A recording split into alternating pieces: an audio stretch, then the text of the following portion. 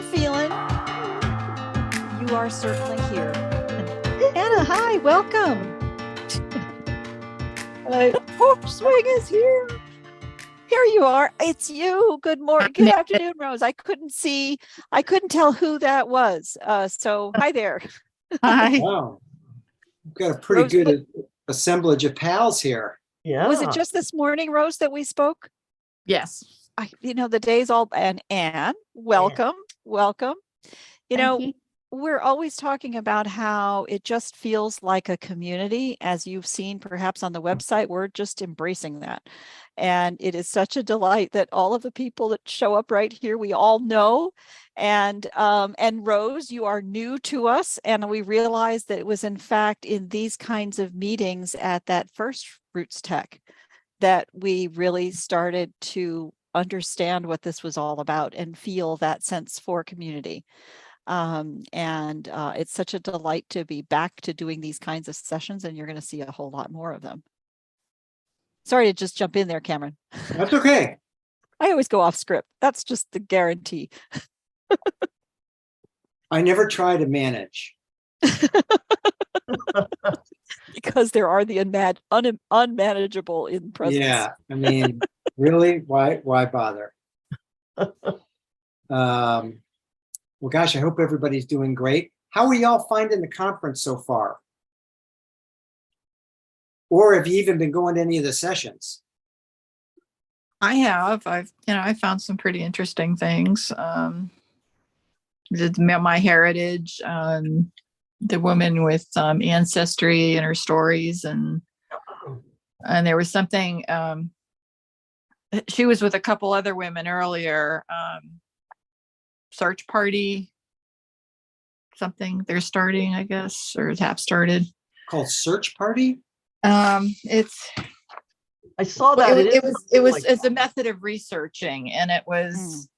They were coming up with the steps, weren't Yeah. Yeah.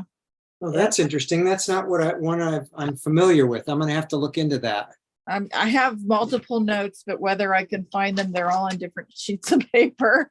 That's my problem, getting organized. The irony of Search Party. Uh-huh. Exactly. I think the one you're talking You got about, it. I think Krista Cowan was part of that one as well. It was one of There were the three talkers. women. I don't remember their names. I came in a little bit late. One in pink, Pardon me? one lady in pink. Wasn't there? Yeah, I believe so. Yeah. The lady from Ancestry, and anyway, I'll find it.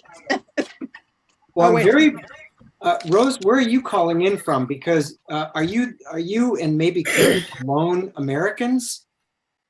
I'm in Pennsylvania, near Pittsburgh. Okay, Carrie, where are you from? I am in Oklahoma, United States. Okay, good. We're represented by, Oklahoma, Pennsylvania, Calgary, Aberdeen, Scotland, and way out in the country in Sweden. Hällefors. Okay, that's why I didn't go there. That's why I didn't even try to go there. So we'll wait maybe for a second or two as people are probably,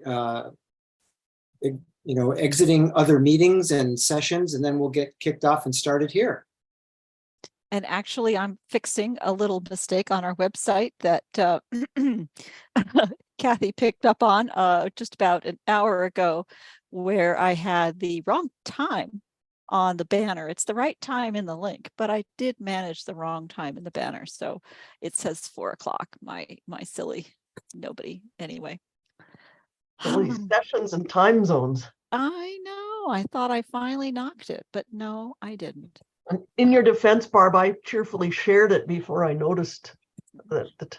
And I started to look and I thought I had to be there at 3 o'clock Mountain, but it says 4 o'clock Pacific. That's 5 o'clock. I'm all confused. But And for it all each, out, no problem. yeah, you're too sweet. For each one of these, I've got the time of the event in like 4 time zones, and then here it is. It's just happening. We just had it. It's going to happen. It's making me a little crazy. So maybe that's the secret. Can't get too fancy. That is I did always- find it. Oh, thank you. Searchpartymethod.com. Oh, Searchpartymethod.com. Okay. Wow, you really went to work there, Rose. Thank you. I did. Appreciate that. All right. Well, listen, I want to spend our time valuably today. We'll pick up any stragglers that come in from either misreading the time or coming a little bit late because they were at other sessions, et cetera.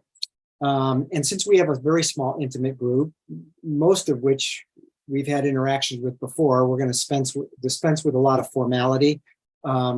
Carrie, I don't know if we've had you on many of these sessions before. This is my first one. In fact, Barbara's been working to even get me access to the site. I just joined yesterday, so I just want to listen in on what the rest of you already know. Okay, well, welcome and thank you for becoming a member.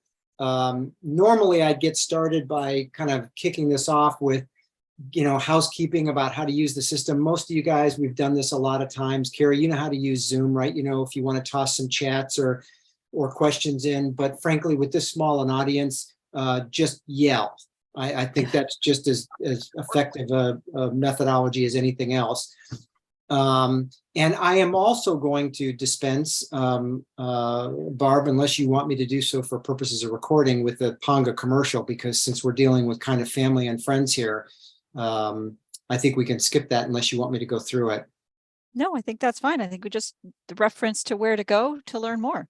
Okay, great. Yeah. So, I mean, you all know that probably one of the best places to kind of find things out about us, whether you're researching or looking for tips and tricks, or whether you just want to find out what's going on with us, is just go to ponga.com/learn, I believe is the Ponga.com. learn more. Sorry, Just- learn more. Just Ponga.com. punk.com. Yeah. We'll And get then, you anywhere you want to go. yeah. And today, we really wanted to start with talking a little bit about kind of community, and we're gonna talk a little bit about that there's something really powerful about the creation of a community and an ecosystem with a very active group of members, subject matter experts, interested parties, and other people that are adding value in the areas of photo preservation, story curation, et cetera, so that they can add value to our efforts and the journey that we're all on to preserve our photos and capture our stories and tell them. And so today we've brought along a kind of a guest speaker. Most of you have met Kathy Stone. I'm going to give a little bit of a commercial about her, because not only do we like and admire her a lot, but she has a lot of things in her background that a lot of people may not know. That not only is she the founder and owner of Calgary Photo Solutions, and she's been for a long, long time helping people preserve their photos and stories, and provides a range of photo organizing services, because she came out of being a certified professional photo organizer, and I think was one of the early members of what's now the photo managers. So she's been doing this for, better on 20 years now, maybe, working with family collections, many of which are spanning centuries and thousands of photos. Some of her anecdotes of her clients are almost mind-numbingly involved about the kind of efforts that she's been involved in doing this. And so, but prior to her career, she also delivered technical training and management training for the federal government of Canada. She was a consultant of Stone Learning Associates, and she's also a certified adult educator. She's presented at lots of conferences and annual events for the photo managers, talking about everything about, as abstruse as recovering water damaged photos, all the way through how you develop digital albums and development of memories and archives and things like that. And, she focused a lot on helping individuals tell their family stories and use photos as a framework for how to do that. She's devoting her time now. Many of you know that she's gone through some interesting personal transitions, and God love this woman, because you probably can't tell, but she's got COVID right now, and she's still standing up to help us out today, which is an amazing thing, since she's got, chemicals running through one arm and stuff that she's going to tell us coming out the other side. And I really appreciate her standing up and working with us to make sure that she's just an incredible trooper. So we really, really, really believe that she's an unbelievably committed person. But through all these things, she's transitioned now to devoting time to only recording her own family and her own history and her own stories. And she's got this concept she's going to talk to you about facilitating inertia into action around photo organizing efforts to create momentum so that you can kind of get to the good part about telling stories. And because of that, we're kind of, relying on Kathy a little bit as it relates to this porch swing around talking about how we're setting up community. And I'd like to ask Barb to maybe talk more about the community page that we're launching, how this resource is going to support you, and a great new program we're introducing with Kathy. Okay. Thank you, Cameron. And I could not, they certainly could not touch that intro there. Kathy has been very special to us because she joined. She came to us lurking in our first RootsTech and soon joined us as a member, and was kind of a guiding hand for us as we learned our way around the community and to really understand where this goes. And in that process, we really have come to appreciate just how important our community is, not only to us as a business, frankly, but also to our customers and how they can achieve success with their own product, their own use of our product in working with their own community, their own family, as people are adding stories into their pictures. During Save Your Photos Month for the photo managers, Kathy was the one to stand up and say, the photos are great, but save your stories. That's what really matters. Mm-hmm. And that's where we come. All of the fancy tech that we do, facial organization and high resolution and zooms and all that blah, blah, blah. It's really about making the weight of the chore be as light as possible to be as quick as possible. So in Kathy's inimitable words, you can get to the good part. And we like to focus on that. When you get to the good part, what is the good part? The good part is the stories that connect you with your own family, with the people you care about, with the history that made you who you are, and the people you love, who they are. And that's really what it's all about as we get into these stories. So we have a new community page, which you've all probably seen, and you all probably know what our little secret announcement is here, that going forward, beginning next week, Kathy will be our host for a monthly series we call Kathy's Corner. And it's going to be a very casual Zoom meeting set up like this. Those will not be recorded so that those who come can just feel free, feel comfortable, telling the truth, sharing it with a gathering of like-minded people who are going through the journey. And Kathy's journey is one of looking at her own collection and bringing it forward as she starts to organize her own stories and give pointers, professional perspective, pointers and tips to others who are going through the same thing. And this is why we refer to her as your Sherpa over Mount Inertia. So maybe I should stop talking about you and let you say a few words, Kathy, and then I'll tell you about a few other things that we have going on. How about that? Sure. I don't know if I can now live up to those two introductions there. Wow.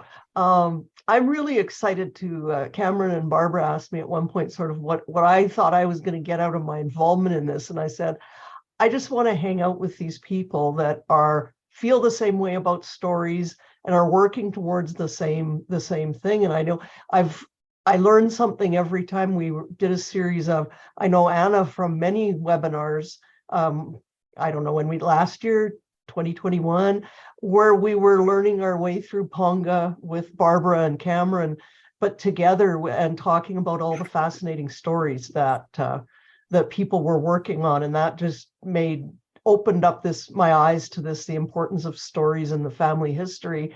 And so after some reflection over the last couple of years, I don't know, Anna hasn't seen me with my new hair. I was diagnosed with breast cancer at the beginning of 2022 and have successfully navigated that piece of a journey for now, which I didn't really need COVID, but what the heck, we have no control, so we'll just deal with that. But it made me aware that while I love organizing other people's photos, that perhaps someone should organize my family's photos, and the family views me as the person who should do that. So we're not going Kathy's Corner as, let me show you what I did and how good this looks. This is like, can we blunder through figuring out what we need to do together and get, as we said, the mount inertia. It's such an overwhelming task when you're looking at all those boxes and of photos and things and papers and trying to figure out where to start or what to do. And that's what I hope we can talk about in Kathy's Corner, is what kind of problems we're facing. The webinar we did last month, I mentioned that to me, if you were going to ever pay for any part of the whole photo organizing process, I would pay someone to do my scanning. And so I took my own advice, since I have been doing tons of scanning for clients, and I've been sending my stuff out to be scanned. And I realized the other day, I went, I've got them, they're all digitized in my storage account, but they're just sitting there with scan dates, and all the boxes of stuff I scanned is now piling up along with everything else. And that was a hint to me that, I think I need to keep on top of that and deal with those things. So I needed to make a more concrete plan. I was like, okay, well, let's just get all this stuff scanned, found some good sales, but it's sort of, now I need to still manage that. And that's the type of thing we're going to talk about in Kathy's Corner, is like, oh, wait a minute, now I've done this part, what should I do next? And I think I mentioned in the webinar, and what Bob and Cameron were alluding to, is getting to the good part, because the stories are the good part. And if we look at the process, there is a step-by-step process that photo managers used and I use with my clients, but it generally involves doing all the organizing first, all the scanning first,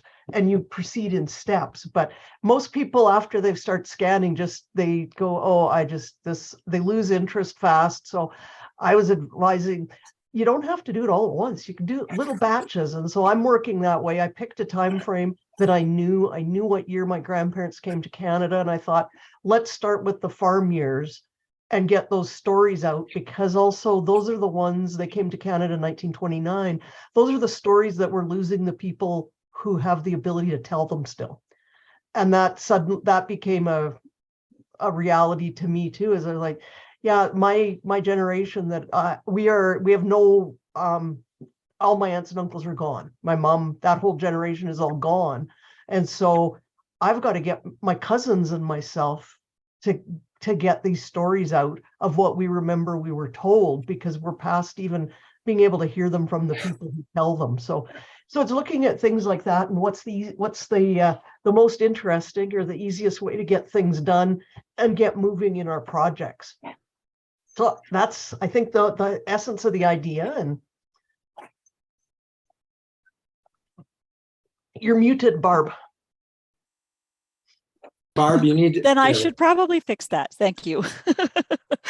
Yeah, that's really beautiful, Kathy. And I think that is indeed what has inspired us in recognizing that journey for you, your reasons for it. And frankly, the way you tell that story, when we started the journey of Ponga itself, I remember thinking about how, photography is a really young technology, only a couple of 100 years old. And those who were first touched by photography and were there in those oldest photographs are now long gone. Mm-hmm. Those who, it's our grandparents pretty much who were the ones that had the closest touch to them. And now they're mostly gone.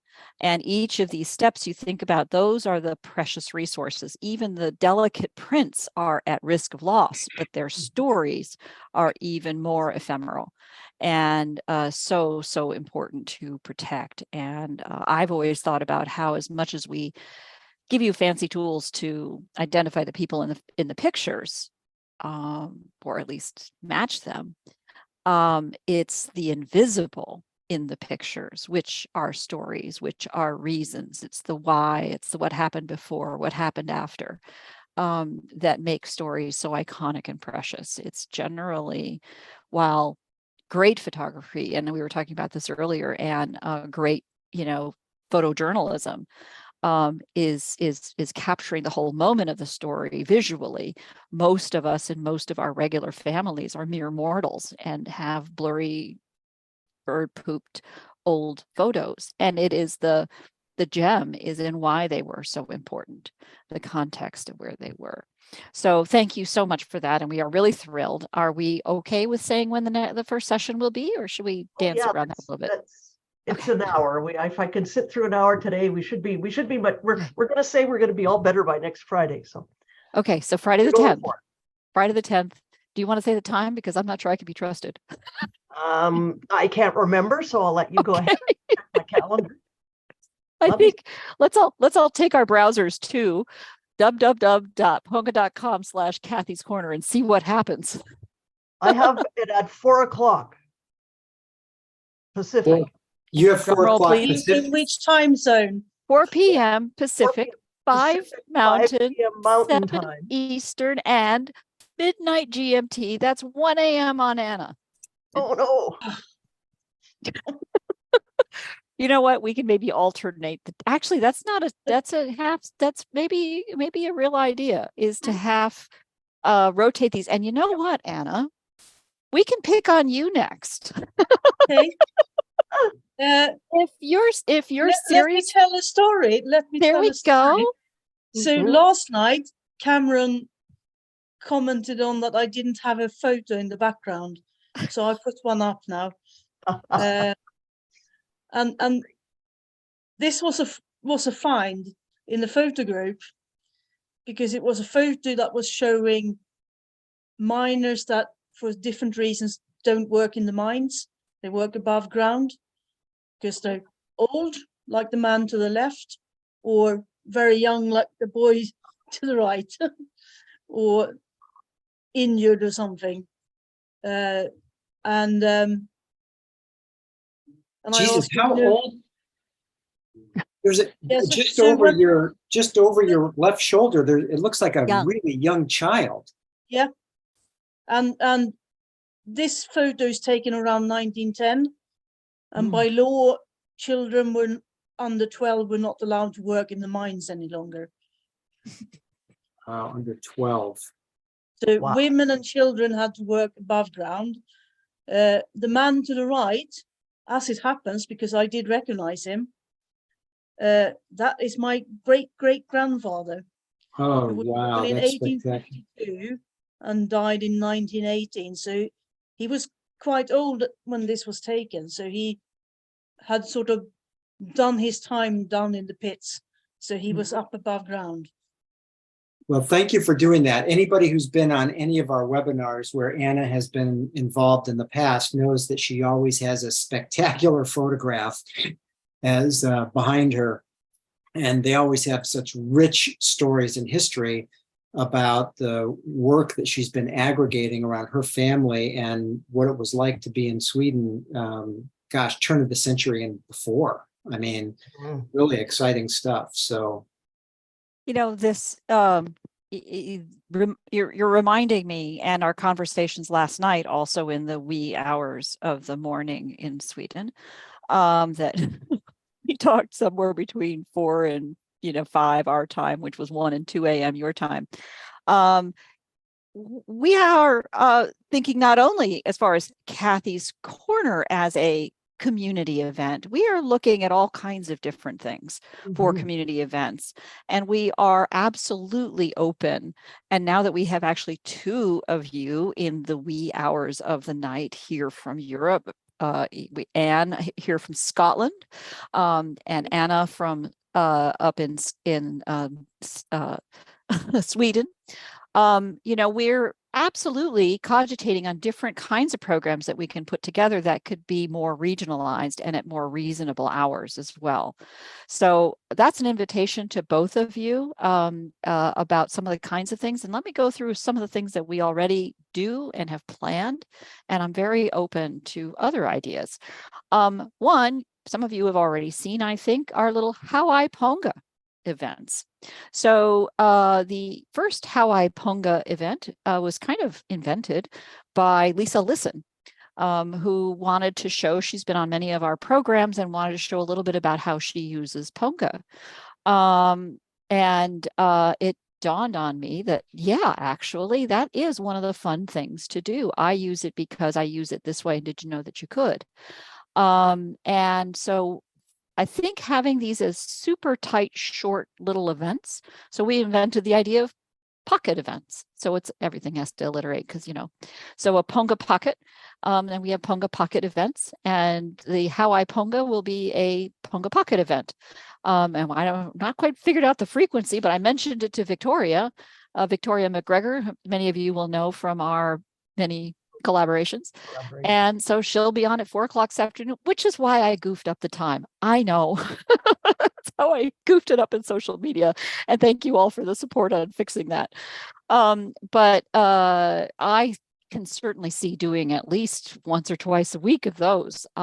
It makes no difference. I mean, my doing it isn't very interesting. What's much more interesting is watching our members do that. So I'll be looking for volunteers to, if share ideas on ways to do that. Were you going to add something, Rose? Or just shift? Okay. Another thing that we want to accomplish as well through this community architecture, and we haven't, it's probably going to be the next phase of it once we get through some of these activities that Barb is describing, is a way of connecting you all with one another so that we can do special events like the Kathy's Corner, which we haven't decided what the frequency will be yet, depending on Kathy's health and desire and progress and everything else. Might be monthly, might be every other month, something like that. But we also want to come up with ways for you guys to connect, because as we talk to everybody, we're starting to see interesting themes emerge. Like we had a lovely conversation with Anne this morning about this new kind of category she's kind of carving out in the concept of photogenealogy, and the way that she's using photos as a baseline framework for telling histories. And some of those histories, she actually even used some of these language elements, which I thought were interesting, like social history, which Lisa Listen has as something that she talks about frequently. We talked to Anna last night about a similar concept that she calls, that's a very Sweden-oriented kind of cultural item called dressing your ancestors.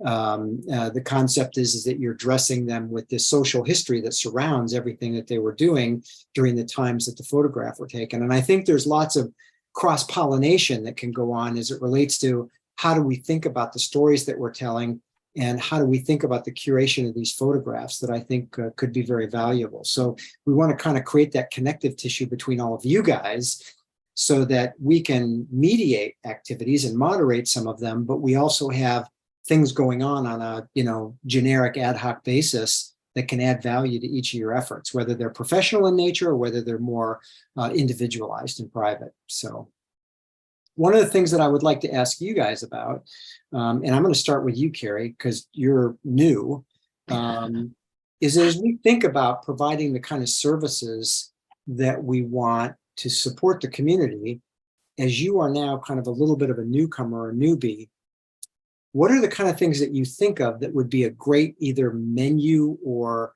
roster of services or support capabilities or elements that you would like to see there to take advantage of? Well, Cameron, I am really new because I'm not even into my account yet. So Okay. We're going to connect shortly to get that fixed up. And that's actually part of why I'm asking. On that. So yeah. But I think my piece is related. I am certified through Story Center, and I know you talked with Rob Kershaw yesterday. Yeah. He was my original teacher at Story Center. Right. And I just completed a really large project at Oklahoma State University with Story Center Consulting. And then I have my own personal genealogy stuff going. And so Rob actually talked about Ponga in a newsletter coming out of from Story Center that came out to all of us. And so that's where I originally picked up on it. And my the thing that would help me the most is probably on your website, but I've been attending RootsTech and I haven't really gone Sure. out there and looked around a lot. But I really just need to understand how it works and how I can use it to capture the stories in audio or video associated with the photos. And then I also got a permanent account because I understand it works with Ponga. And so I'm just trying to figure out all the pieces. And so again, those may all be things that you guys have already created. No. Yeah. And I just haven't seen yet. Yeah. Well, first of all, let me insert in here another exciting thing from our perspective of the synergies that are all happening together this at the beginning of this year now. One of them was this connection with Story Center. Storycenter.org is one of these remarkable nonprofit that I can't believe was literally right here all along. Their headquarters is like a mile for a walking distance from my house. And we made the connection through a personal connection, not even directly to Emily or Rob, but to one of their other producers, Amy. And I've met the whole team and we're bonded now. We're family now. And we are very much looking forward to some wonderful new programs to come over the coming weeks. Excuse the cat. So there's some other very cool things and the remarkable ways in which we've been thinking along the same lines and not known each other.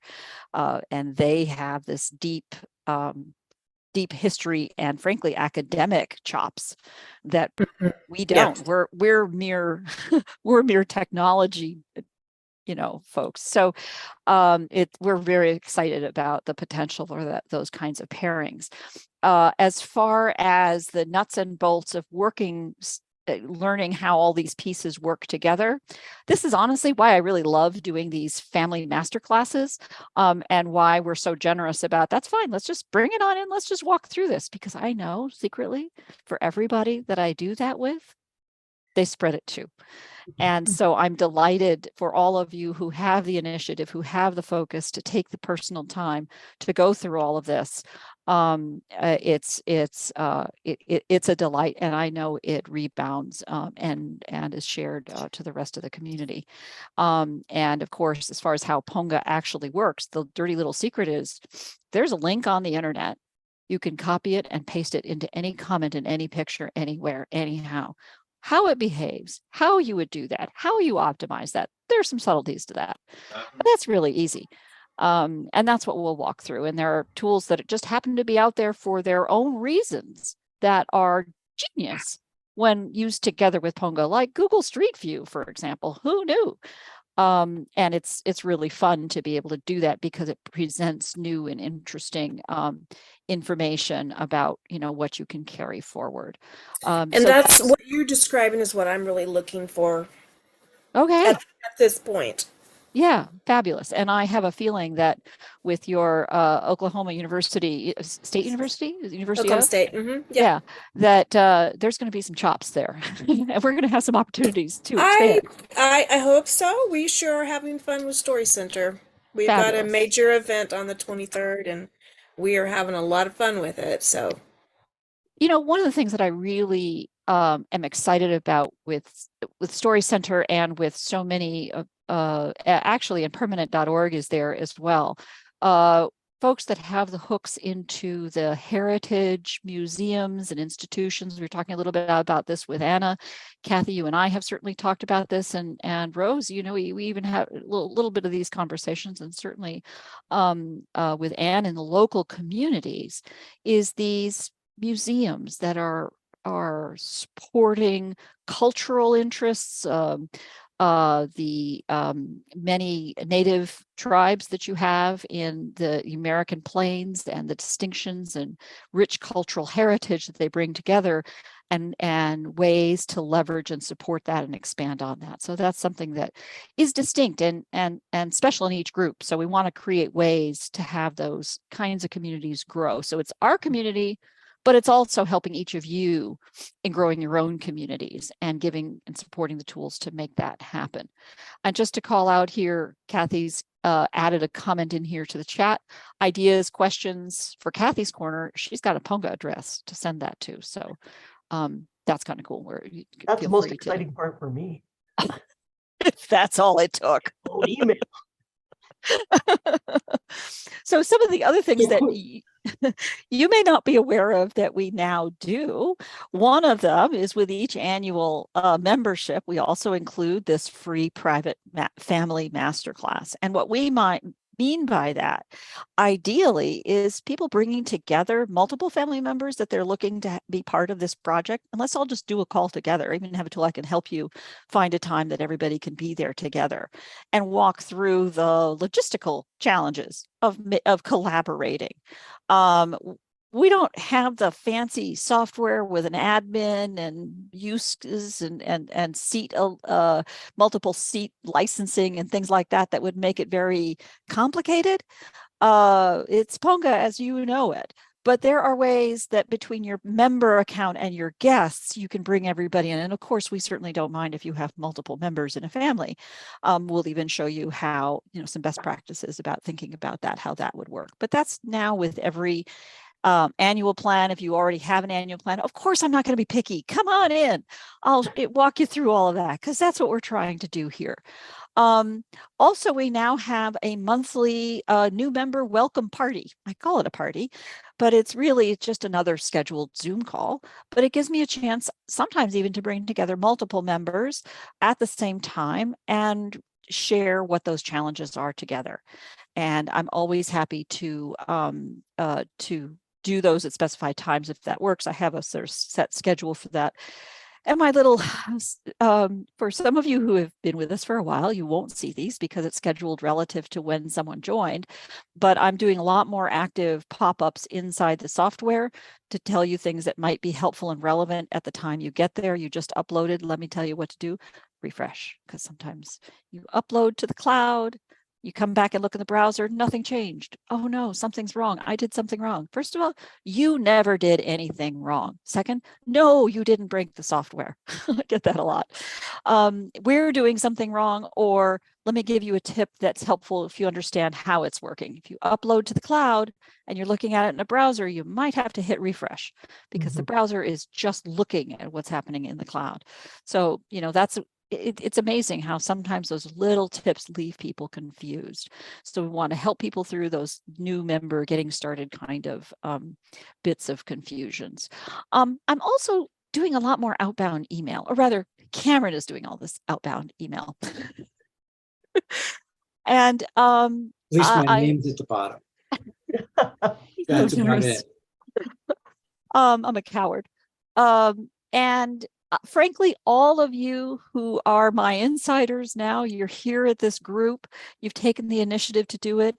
I want to hear from you. If you want to tell me it was a typo, yeah, I'll climb under the table. I'm sorry. I do want to hear about the typos. I will make fewer of them as the more I hear about them, but also tips about things that you think would be benefiting people, or what you really negative feedback, you think, stop, it's too much, no more. I want to hear more about, or I really liked that kind of feedback. We really, really listen, and it can really help guide us to a better place. So we always appreciate that. I mean, those I think are the key things I wanted to just bring up.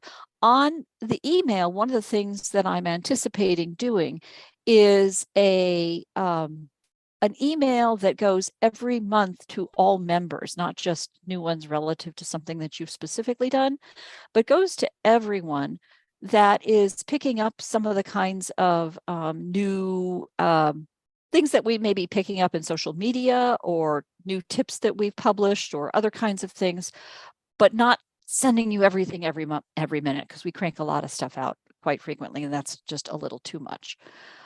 So that's a category in particular where I'll really appreciate some insight and feedback. We're just trying to noodle our way through that and figure out what the right flow is. So that's what I have at a high level, and I'd love your thoughts and feedback on that. I think that's a great distinction to make too, Barb, about the difference between the master sessions that you do and Kathy's Corner. Is Kathy will not be trying to explain to you how Ponga works other than on a very basic level, because Kathy is still learning how to use her Ponga membership. I joined, I think as some of you did, I joined the day I saw them at RootsTech in 2020.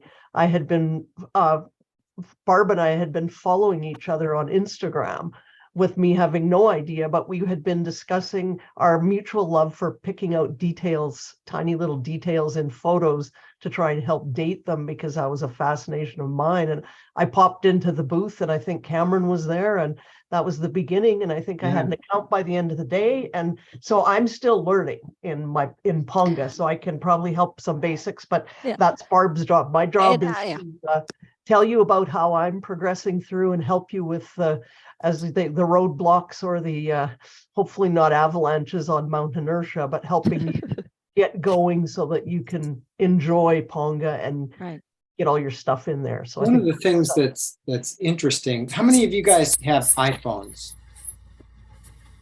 Yep. All right. No? All right. You guys have Android, you and Kathy and Anna. Okay.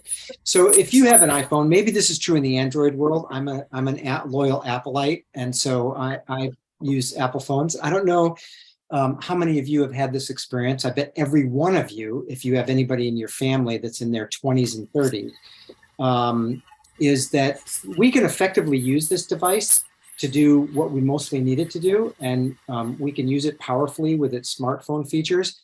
But you'll probably notice that Apple almost never sends out information about how to really maximize the use cases.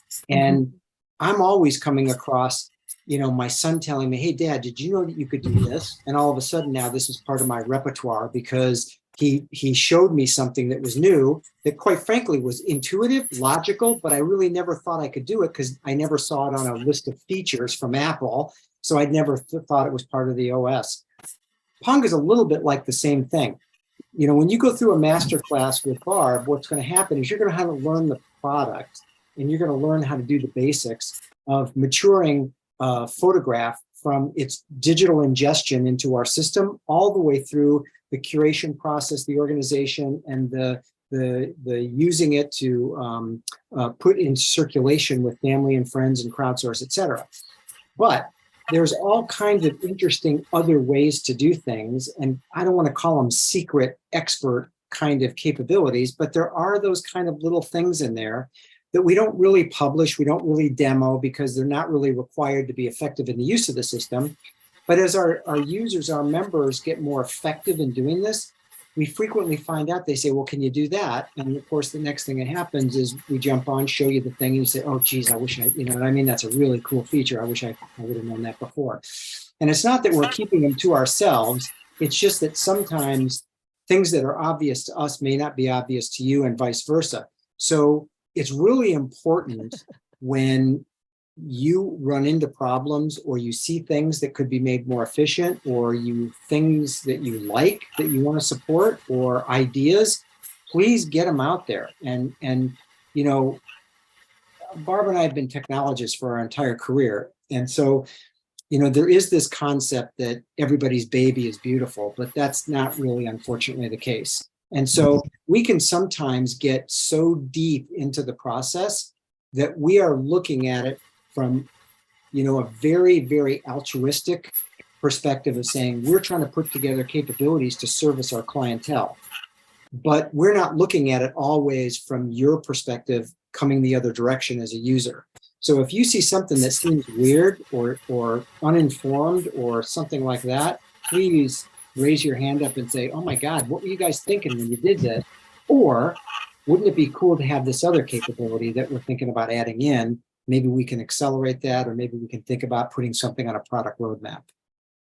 And I'll also add to that is that our members and their guests run a very broad spectrum of technical interest and technical capabilities.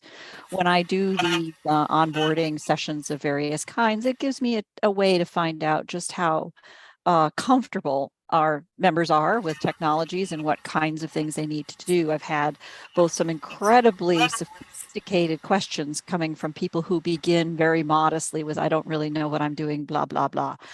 I never listen to the modesty because I know that's by no means a guide as to the skill sets.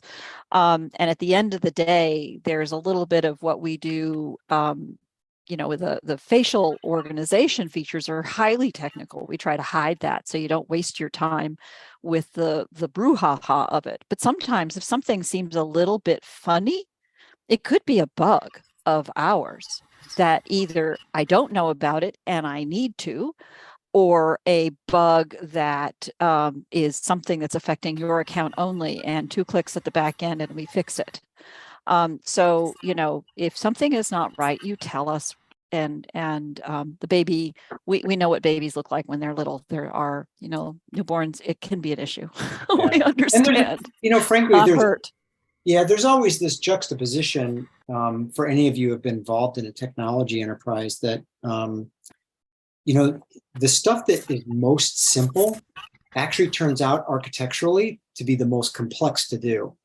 And I don't know if any of you guys are sci-fi geeks, but Arthur C. Clarke has a famous saying that's always been floating around here in Silicon Valley that, any sufficiently advanced technology is indistinguishable from magic. And that's kind of the way we think about it, right? We want this thing to be just magical, just do its job and do something so incredible for you that we couldn't do before using other technologies or techniques or methods, so that it makes everything easier and more efficient. And so you can get through the drudgery part of doing the work and get to the fun part, the joyful part that Kathy talks about. So I will also add to that we there's a magical level we can aspire to, and we are still a little company trying to find our way to achieve total magic. But there are also a lot of things that we are able to do this because we're leveraging other components that are right there. For example, the browser. Ponga doesn't run as software on your computer. Ponga runs in your browser. And there are some stupid pet tricks about different browsers work different ways. And we've gone and figured out which ones work which way for you and what you want to look out for. And I've read up articles about that. But short answer is use Safari. Use Chrome, don't use Safari. Firefox is okay. And I can tell you all about why. And there are other things that really leverage magical features in other products, like paste from YouTube, and poof, it embeds. It's just breathtaking when that happens. But I've had customers ask me, how do you paste?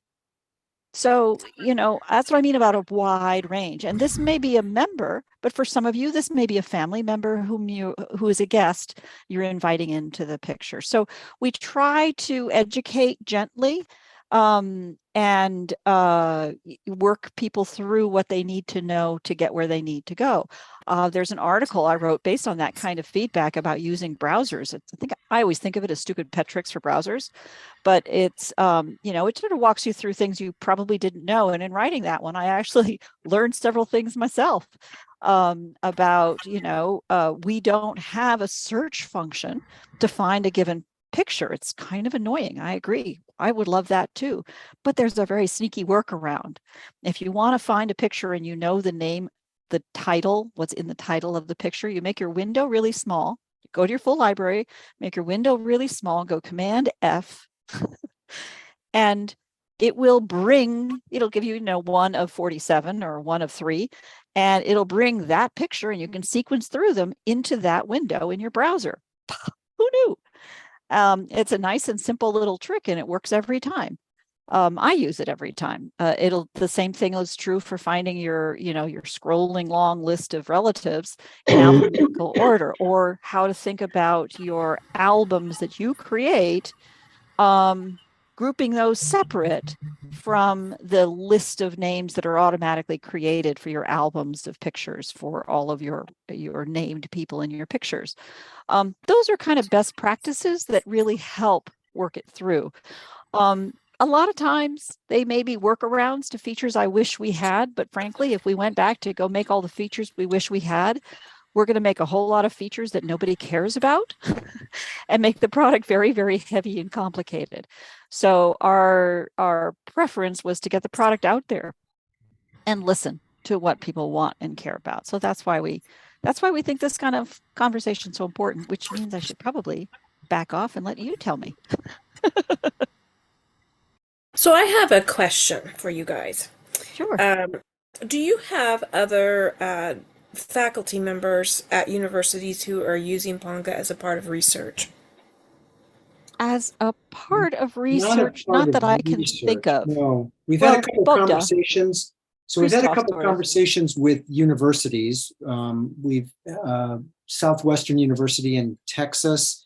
We've had extensive conversations with the University of Arkansas, because the University of Arkansas funds out of their Walmart money that they get as an endowment, something called the Pryor Center. And the Pryor Center is trying to essentially create a Ponga, in mostly analog terms, of the history of Arkansas. And they have this phenomenal repository of everything from news clips and small media bites from newspapers and radio shows and people's photographs. As you well know, there's been research done on how many hard copy photographs, how many actual prints get destroyed every year accidentally, whether it's fire, flood, people throwing stuff away because they're downsizing, people doing things like passing something to a family member that don't care about this stuff and they just wind up getting incinerated. Well, the Pryor Center has been collecting this stuff for now the better part of about 20 years, and they're trying to figure out how to catalog it. And so they don't know a lot about it. So we've talked to them about using Ponga as a way of repositorying that, distributing it, giving basically the citizens of Arkansas the opportunity to go in there.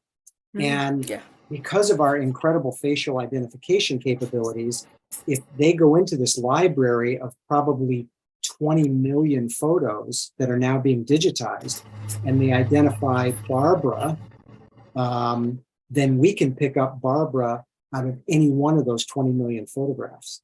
And so we're having some conversations about, with some of those kind of organizations. We've had some conversations with alumni organizations. We've had conversations with some museums, especially military museums, to catalog expositions from everything that goes back about as far as the Civil War. And we're trying to figure out what is the sweet spot for us as it relates to working with these heritage foundations. Most of them are under endowment, and we've got all kinds of sticky wickets about how they use the intellectual property of these things, and it's all very long, involved discussions.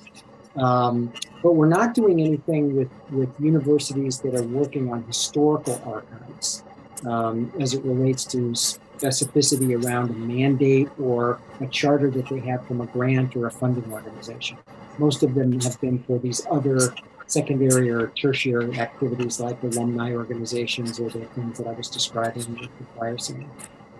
Okay. Go ahead. Barbara, I think whenever we do my new member family meeting, it may have to be a cross between family and work. That is completely terrific, actually. Yeah, no, that would be lovely. And we can, meet multiple times too.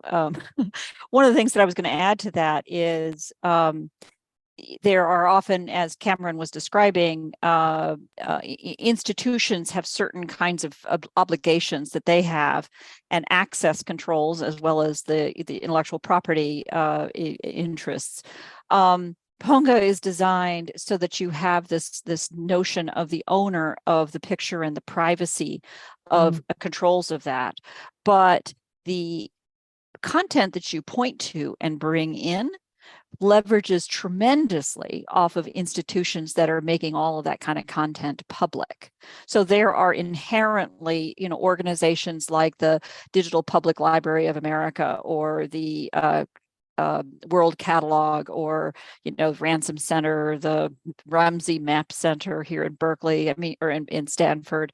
There are all of these incredible collections that can be brought in as content, as points of reference, with the institutional organization there as a cross-reference. And again, we've talked about permanent in the past, and that kind of model makes a lot of sense with their approach as well.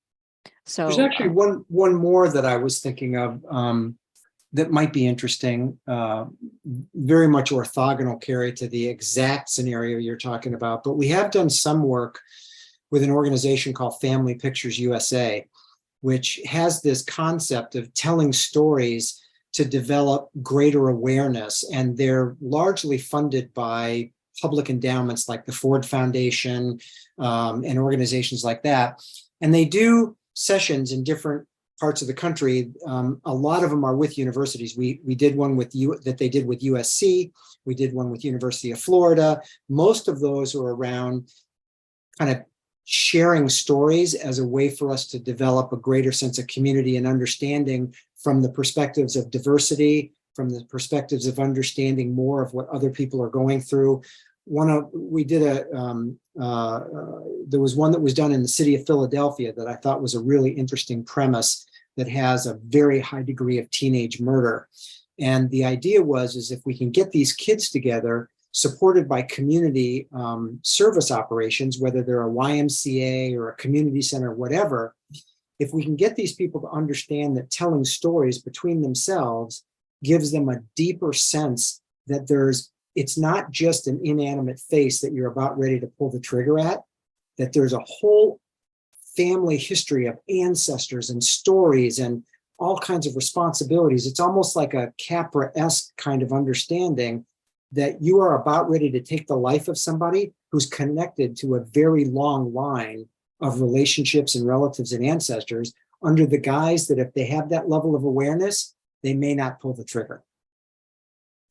Yeah, and that's very much along the lines of Story Center and using stories to create social change. Yeah, very similar type of thing.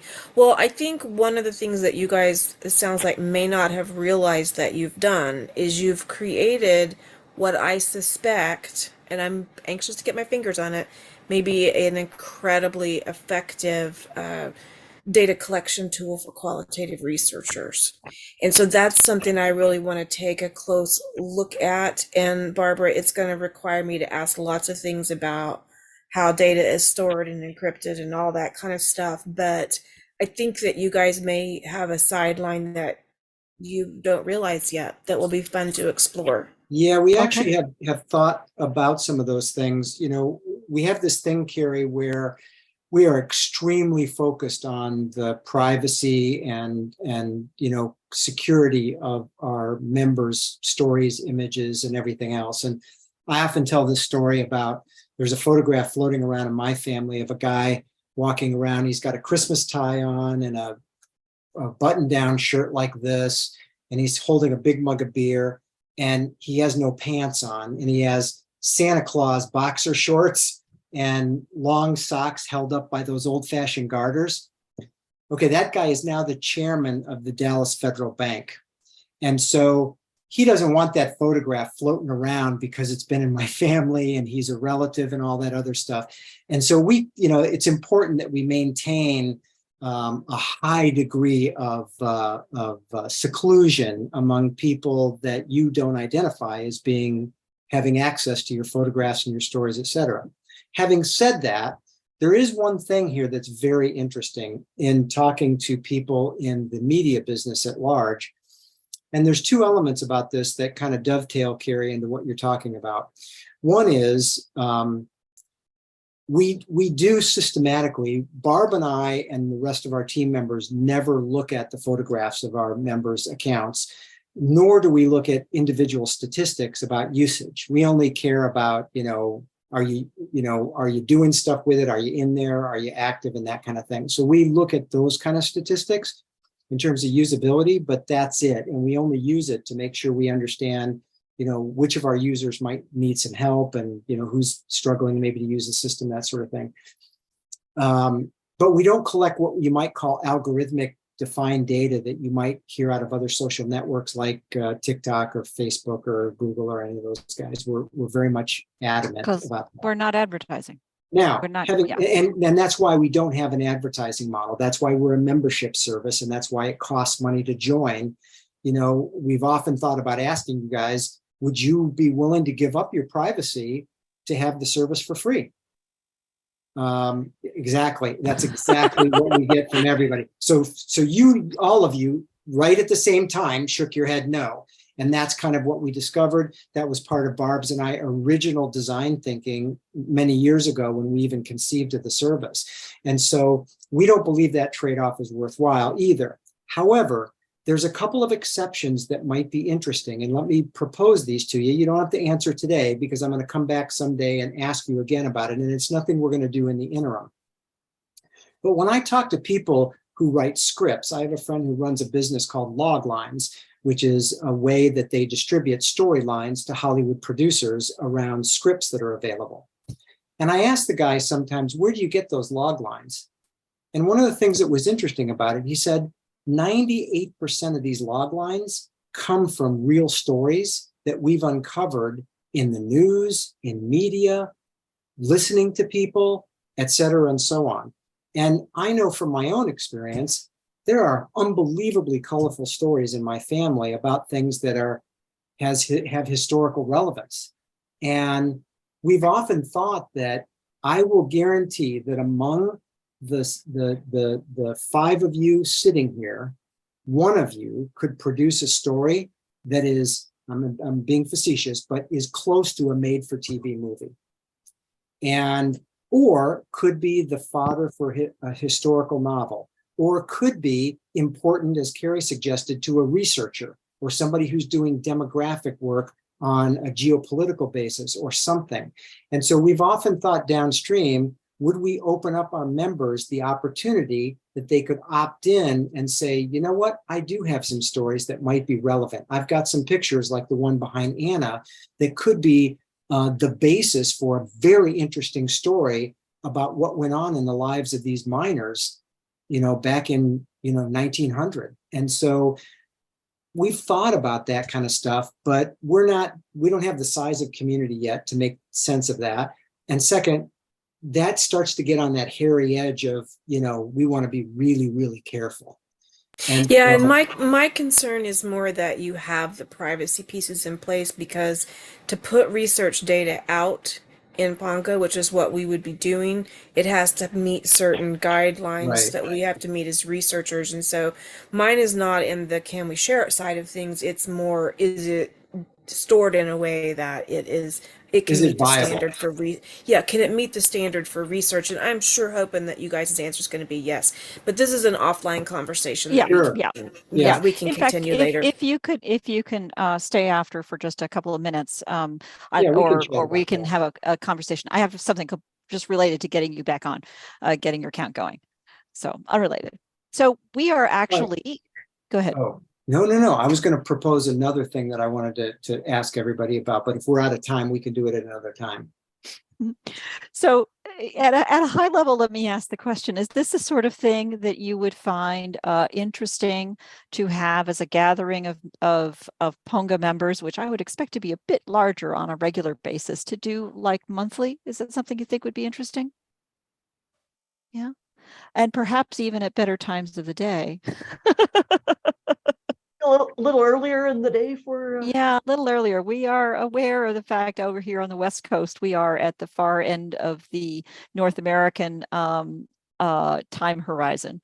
And we can find ways to do that even as we do things for the West Coast and Pacific Islands. Yeah, we're clearly behind everybody on this call, in some cases by a number of hours, with exception of Kathy. And so Barb and I are, quite frankly, I was going to say we rise with the chickens. She literally rises with the chickens because she has them right outside of that window. But we're happy to do these things at like 7 or 8 o'clock in the morning our time, if it's more equitable. If it's good for you, we would. For you, we would. Yeah. It's actually Saturday here now. Yeah. In fact, for Anna, we kind of owe it to her.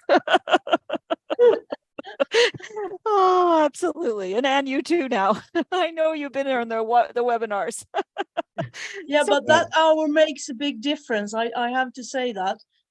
Yeah, Because it you does. know that I used to live in UK, so I've recently made the move back to Sweden, and that hour extra, it makes it hard. Yeah, no, So- I feel your pain. So you guys, I think most of you guys know this. Our email convention is barbara@ponga.com or cameron@ponga.com. So we would really appreciate it if, within 30 minutes to the next day and a half, while you're kind of thinking about RootsTech things, toss us a note with things that you think, based on this kind of conversation, we would like to use this forum for. Because we can create, a lot of times we bleed into technology, or we bleed into other topics on a generic kind of activity. We would like to be as focused as we can for you guys around the use of this medium. So if there are things that you would like to specifically hear about, then we can kind of lay out an agenda of topics that you have actually asked for either the development of information on, or if there's a topic that you want to explore. And I'm gonna shoot a look real quick at Anne, but you want to hear something that's new and emerging in storytelling. Well, maybe photogenealogy is something that might be a really cool thing for you guys to get exposed to. Or it could be something as pedestrian as, hey, I really want to understand how to more effectively invite large groups of people to my photo albums. So we can get more things out in circulation, and I'm having trouble with the right way to do that, or the right way to word those emails or those documents. And so, we can dedicate the time to whatever you guys want, because honestly, this needs to be your time, not our time. And we so- envision splitting it up and having different kinds of events too. Mhm. That's, I think, a key takeaway from not only I the think, Kathy's yeah. corner. Go I ahead. think the good thing with earlier of these porch swings things, but that they were sort of just general meetings at the beginning, and then turned into partly porch swings and partly workshops. Hmm. And I think the best thing with it is that because we all have different backgrounds and different professions and different things that interests us, and we're looking at using Ponga for different things. So I went into it to use it with an idea I had. So I knew what I was looking for. And there were a lot of companies on the RootsTech where I joined up with you. And I compared lots of companies and tried to find the one that fit it. It's like finding a genealogy program for your computer. You have to find the one that suits you the best. Mhm. Yeah. And then you start working with something, and then you listen to other people who are using it in a different way, and you can pick up ideas. Well, that would work good with what I'm doing. And that piece from there would work good with what I'm doing. So I think it's quite important to have this. It's good to have themes every now and then, but also have this free flow where Mhm, people can ask or tell mhm, short stories mhm, and compare Mhm. and exchange how you Mhm. use it. And mhm. from what I understand, so Kathy and I will be looking at working with similar things. That's the scanning of the family photos and the stories behind them, and in our own different ways, because we come from different backgrounds with different ideas, and but the end goal is probably very similar. But then, like, Victoria is working in a different way and comes from a totally different direction, Mhm. and is using it in a different way. So I think that exchange, and I'm looking forward to hearing about Anne's background and project a bit more further on. I can see some interesting things in the background there.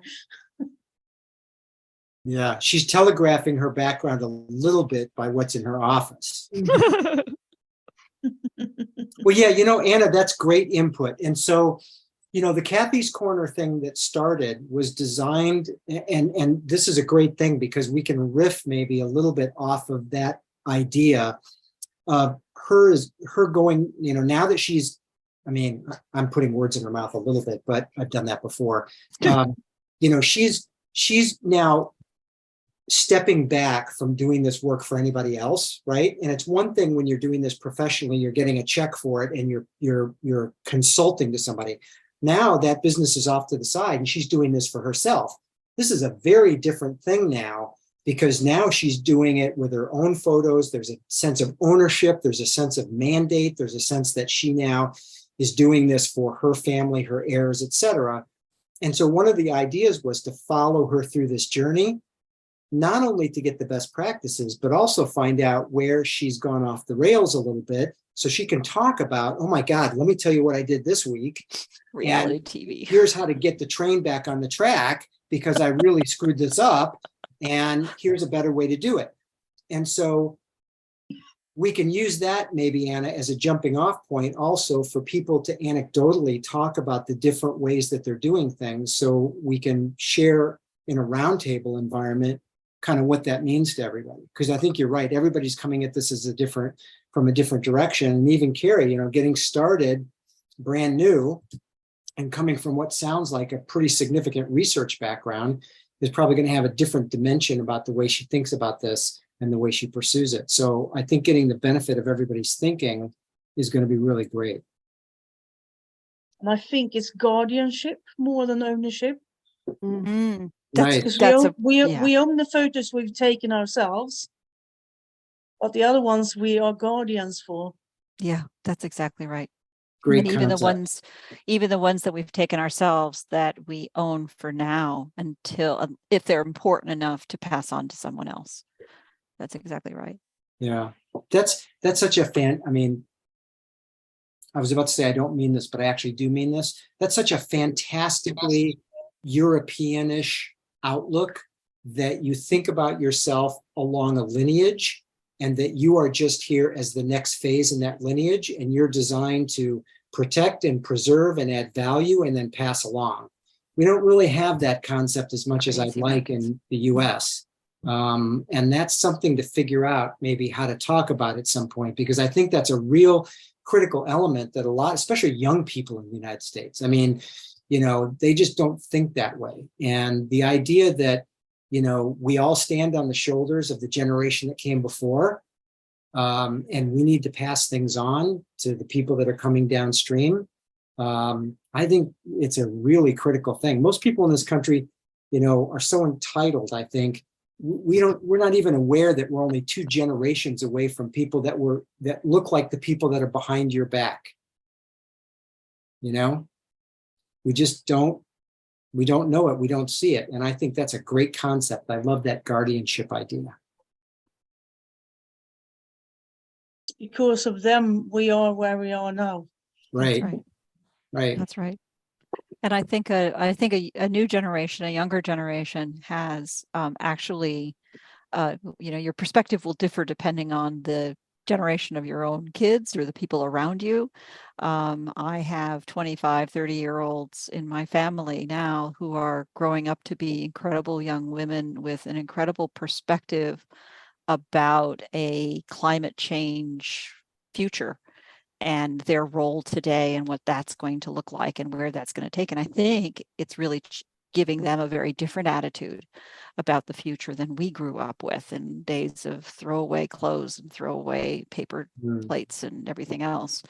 And I think the potential is absolutely there. I mean, without getting too philosophical about it, finding ways to interest the generations behind us is really, I think, a very important part of what we hear about all the time. And digitizing the content so that it is accessible, not only can access other digital content, but so that it can be accessed by others and long into the future is really an important part of where we go. I'm concerned about time. And in particular, I don't want to wear all of you out because we do have another program, our little Ponga Pocket at 4 o'clock, which is why I got so confused about the time. And in many ways, this is a first little experiment in little pocket ideas that can themselves be short and sweet. They might be integrated into some other kind of event. They can explore different topics. And from our larger picture of community, we have, you know, a number of member contributed posts, both video and articles and things. And we absolutely always welcome those and look forward in the coming year to be doing more to celebrate the work of our members and their specific areas. And so again, that invitation is out to all of you. From our perspective, that's what really gives us reach. And I'll let you close it up, Cameron. Yeah, so one more thing I'd like to ask before I sign off, and that is that to Anna's point, we do a lot of sharing and a lot of anecdotal discussion, and we like to get as much participation from you guys as we can. Is an hour format good for you guys, or would you like to have kind of a 20-minute coffee break with Ponga in terms of what might work? A single topic, 20 minutes, maybe 30, hard hitting, boom, we're in, we're out. And would that be easier for you to schedule with, or is it better to have these long form discussions? I think a mixture of the two would be nice, depending on what the subject is. So the variety would help, I think. Okay. I Kathy, think I like the hour as far as to ask questions and to get more, you know, deeper into something. 20 minutes is nice if it's just, if you have time later to, you know, kind of talk about it, maybe. Yeah. I don't know. Okay.